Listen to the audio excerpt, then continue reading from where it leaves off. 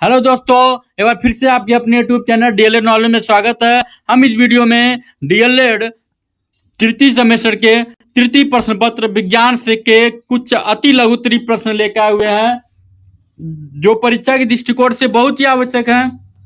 चलिए चलते हैं हम अपने पहले क्वेश्चन की तरफ। हमारा पहला क्वेश्चन है कि मरुस्थलीय पौधे जैसे नागफनी की पत्तियां किसमें परिवर्तित हो जाती हैं। तो इसका जो सही जवाब हो जाएगा वह हो जाएगा कांटों में परिवर्तित हो जाती हैं। आगे बढ़ते हैं। हमारा अगला जो क्वेश्चन है वह है कि जीवाणुओं के द्वारा होने वाले रोग कौन से हैं। जीवाणुओं के द्वारा कौन से रोग होते हैं। जिसका जो सही जवाब हो जाएगा वो हो जाएगा टीबी, टाइफाइड, लेप्रोसी, कालरा नामक जैसे रोग हो सकते हैं। अगला क्वेश्चन है कि नींबू का सीड्स कैंकर कौन सा रोग उत्पन्न करता है। इसका जो सही जवाब हो जाएगा वह जीवाणु जेनुमोनास सिट्री हो जाएगा।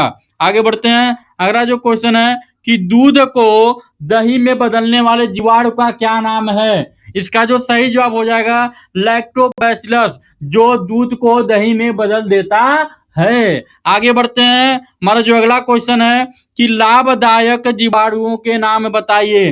तो लाभदायक जीवाणुओं का जो नाम है वह है राइजोबियम, नाइट्रोसोमोनास, नाइट्रोबैक्टर, लैक्टोबैसिलस। ये हमारे लिए लाभदायक होते हैं। अगला क्वेश्चन है कि सूक्ष्म जीवों का अध्ययन विज्ञान के किस शाखा के अंतर्गत करते हैं। जिसका जो सही जवाब हो जाएगा वह माइक्रोबायोलॉजी अर्थात सूक्ष्म जीवी शाखा के अंतर्गत किया जाता है।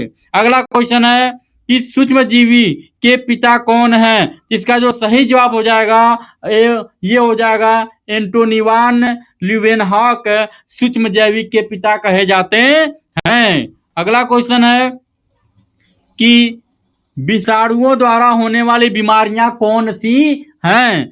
तो उत्तर हो जाएगा इसका पोलियो, एड्स, डेंगू, ज्वर, इन्फ्लुएंजा, चेचक, छोटी माता, ग्लासोद, खसरा, ट्रैकामा, पीलिया आदि जैसे रोग उत्पन्न हो जाते हैं। अगला क्वेश्चन है कि सरल लोलक के डोरी की प्रभावी लंबाई एवं गुरुत्वीय त्वरण जी में क्या संबंध होता है। इसका जो सही जवाब हो जाएगा T बराबर 2 पाई बटे कड़ी में L/G हो जाएगा। आगे चलते हैं कि चंद्रमा पर गुरुत्वीय त्वरण जी का मान पृथ्वी के गुरुत्वीय त्वरण जी के मान के कितना गुना होता है। इसका जो सही जवाब हो जाएगा 1/6 गुना होता है। अर्थात अगर कोई व्यक्ति पृथ्वी पे 60 किलो का है तो जब वो चंद्रमा में जाएगा तो 1/6 हो जाएगा, मतलब छोर से कट जाएगा, 10 आ जाएगा, 10 केजी का हो जाएगा। अगर कोई आदमी पृथ्वी पे 60 किलो का है तो चंद्रमा पे 10 किलो का हो जाएगा। अगला क्वेश्चन है कि यदि कोई लड़की झूला झूलते झूलते खड़ी हो जाए तो उसके गुरुत्व केंद्र, प्रभावी लंबाई तथा आवर्त काल पर क्या प्रभाव पड़ता है। इसका जो सही जवाब हो जाएगा गुरुत्व केंद्र ऊपर उठ जाता है, प्रभावी लंबाई घट जाएगी, आवर्त काल घट जाएगा। अगला क्वेश्चन है कि यांत्रिक तरंग कितने प्रकार के होती हैं। इसका जो सही जवाब हो जाएगा 2 हो जाएगा, अनुदैर्ध्य तरंग और अनुप्रस्थ तरंग हो जाएगा। अगला क्वेश्चन है कि अनुदैर्ध्य तरंग किसे कहते हैं। तो सही जवाब हो जाएगा जब तरंग गति की दिशा मध्यम के कणों के कंपन करने की दिशा के अनुदिश या समांतर होती है तो ऐसे तरंगों को अनुदैर्ध्य तरंग कहते हैं, जैसे कि ध्वनि अनुदैर्ध्य तरंग का एक महत्वपूर्ण उदाहरण है। आगे बढ़ते हैं। अनुप्रस्थ तरंग किसे कहते हैं। जब तरंग गति की दिशा माध्यम के कणों को कंपन करने की दिशा के लंबवत होती है तो इस प्रकार की तरंगों को अनुप्रस्थ तरंग कहते हैं। अगला क्वेश्चन है कि ध्वनि किस प्रकार की तरंग का उदाहरण है। तो ध्वनि अनुदैर्ध्य तरंग का उदाहरण है। श्रव्य, अगला क्वेश्चन है कि श्रव्य तरंग की आवृत्ति बताइए। तो 20 हर्ट्ज से 20,000 हर्ट्ज तक होती है। इसका जो सही जवाब हो जाएगा।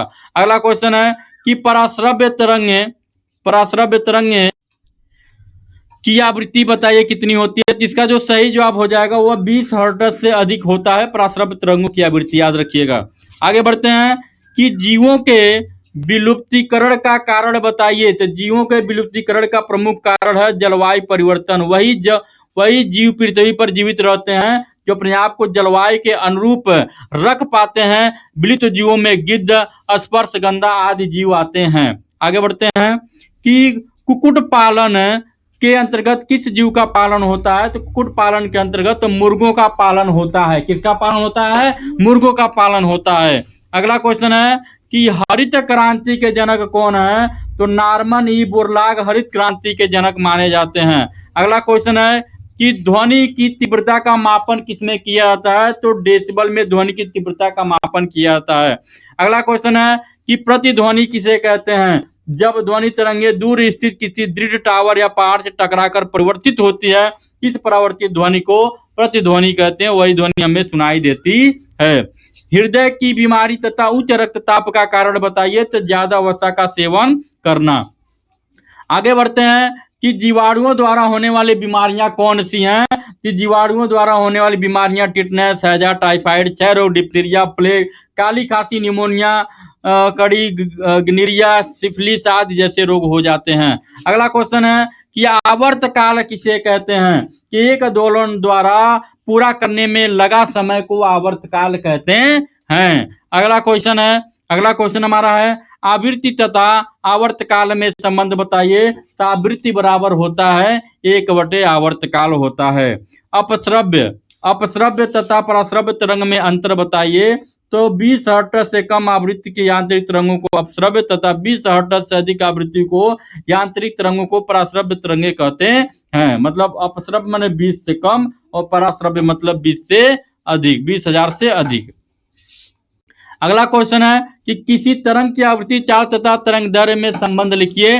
जिसका जो सही जवाब होगा चाल बराबर आवृत्ति गुणे तरंग दैर्घ्य, मतलब इसका v बराबर पाई गुणे लैम्डा हो जाएगा इसका सही जवाब। आगे बढ़ते हैं यांत्रिक ऊर्जा किसे कहते हैं? कि किसी वस्तु में केवल कालांतरक कारणों से कार्य करने की जो क्षमता होती है उस वस्तु को यांत्रिक ऊर्जा कहते हैं। अगला क्वेश्चन है कि प्रतिध्वनि सुनाई देने के लिए ध्वनि उत्पादक और परावर्तक तल के बीच की न्यूनतम दूरी कितनी होनी चाहिए? तो 16.6 मीटर होनी चाहिए। ये हमारा सही जवाब है। आज का वीडियो यहीं पे समाप्त होता है। मिलते हैं अगले वीडियो में, तब तक के लिए नमस्कार, जय हिंद।